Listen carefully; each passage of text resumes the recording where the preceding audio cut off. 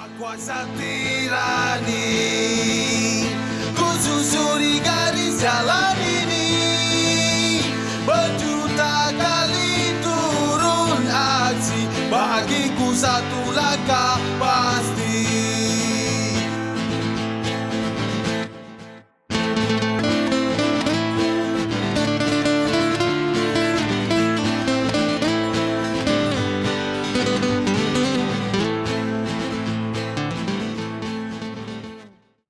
Pada tanggal 1 Mei merupakan Hari Buruh Nasional yang dimana pada tanggal tersebut identik dengan adanya unjuk rasa yang dilakukan oleh kaum buruh di Indonesia.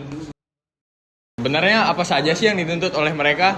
Mungkin salah satunya yaitu kesejahteraan pekerja atau kesetaraan upah dan lain-lain. Setiap tahun tuntutannya pasti sama. Namun, apakah aspirasi dari para buruh ini akan didengar oleh pihak perusahaan dan juga pemerintah setempat? Tentunya, tidak mungkin semua tuntutan dari mereka akan dipenuhi oleh pihak perusahaan maupun pihak pemerintah. Tentunya semua tuntutan itu pasti akan ada plus minusnya. Ketika perusahaan mewujudkan tuntutan itu, maka perusahaan akan lebih ekstra untuk mengeluarkan pengeluarannya. Jika tuntutan tersebut tidak dipenuhi oleh perusahaan, maka akan berpotensi menyebabkan gelombang demonstrasi atau unjuk rasa selanjutnya yang lebih meluas. Nah, untuk itu di sini peran pemerintah sangatlah penting untuk menjadi penengah agar masing-masing mendapatkan hasil yang terbaik. Kembali ke Hari Buruh Nasional, sebenarnya kesan apa sih bagi para buruh terhadap Hari Buruh Nasional? Mari langsung saja kita beralih kepada rekan kita yang sedang bersama buruh. Oke, baik. Sekarang kita dengan narasumber pertama. Namanya siapa, Mas? Perkenalkan, nama saya Ibnu. Ya. Menurut Mas Ibnu, apa sih makna Hari Buruh?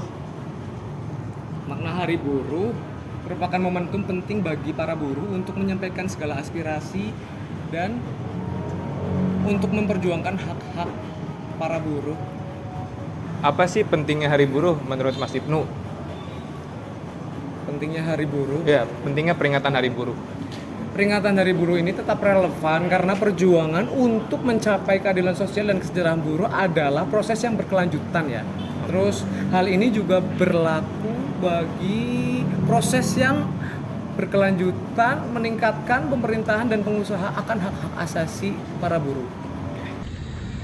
Baik, perkenalkan, saya Risi Rajasari.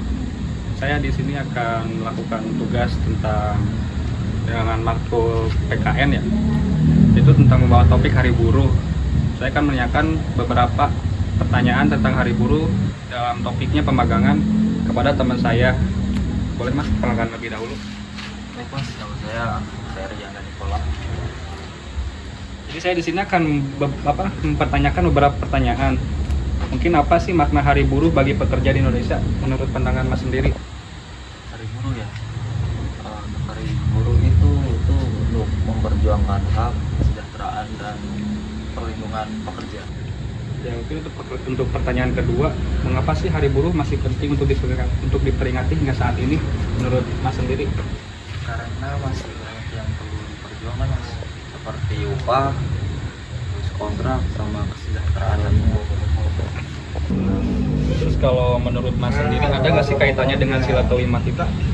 Ada Mas, kesejahteraan buruh itu wujud dari keadilan sosial bagi seluruh rakyat Indonesia. Dari beberapa pernyataan narasumber dapat kita simpulkan bahwa Hari Buruh merupakan momen yang sangat penting bagi para buruh untuk menyampaikan aspirasi mereka. Kira-kira apa sih aspirasi buruh yang menjadi fokus tuntutan di tahun ini? Kita sambungkan kepada rekan kami yang sudah terhubung langsung ke narasumber. Apa sih sekarang permasalahan umum yang sedang dihadapi oleh buruh?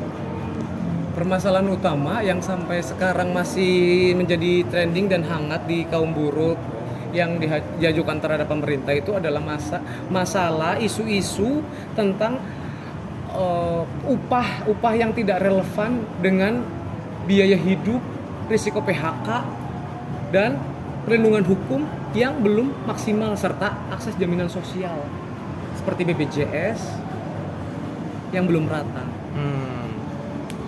begitu kompleks permasalahan buruh saat ini. Untuk saat itu, pemerintah bisa menjadi wadah ataupun jembatan bagi para buruh maupun pengusaha. Dari upah minimum yang tidak relevan, perlindungan hukum yang tidak maksimal, jaminan kesehatan, dan perlindungan karyawan yang sewaktu-waktu bisa menimpa. Jadi kalau menurut Mas sendiri, pemagangan apakah sejahtera untuk buruh, Mas? Tergantung, Mas. Kalau misalkan dilakukan dengan baik, itu bisa menambah skill, menambah pengalaman, terus sama bisa jadi karyawan. Tapi kalau nggak diawasi dengan baik tuh, ini Mas merugikan kita. Contohnya kita kerja gaji kecil, terus pekerjaannya sama kan. Terus nggak ada jaminan diangkat karyawan. Begitu. Salah satu keluhan buruh yaitu keadilan sosial yang tidak merata menjadi sangat menarik untuk diulik. Yaitu program pemagangan ini sangat menimbulkan pro kontra di kalangan buruh. Sebagian mendukung dan sebagian lagi tidak mendukung. Program ini merupakan program dari pemerintah yang kurang lebih ada 3 UU yang mengatur.